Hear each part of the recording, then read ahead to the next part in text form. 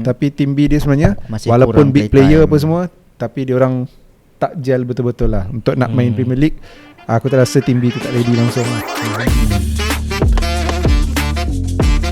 Hanya nak maintain je lah. Yes, dan tiba-tiba dah pergi ke sana, mungkin something is doing good, tapi dia still kena find a way untuk nak fix apa yang dia tahu. Kenapa tak boleh go for title contender lagi.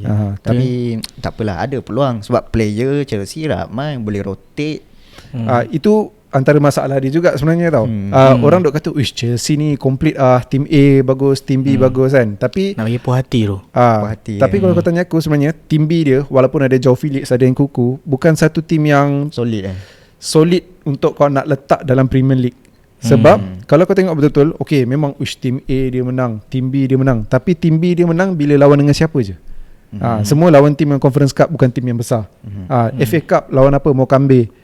Dia pernah try kan, waktu Mokambe tu dia masuk second team, lepas tu struggle.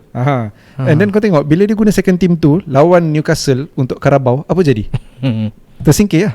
So basically second team dia sebenarnya tak ready lagi untuk compete dalam EPL. Even nak lawan dengan team yang bawah-bawah tu pun akan jadi risky lah.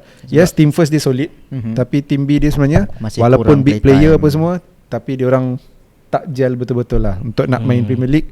Aku tak rasa team B tu tak ready langsung lah.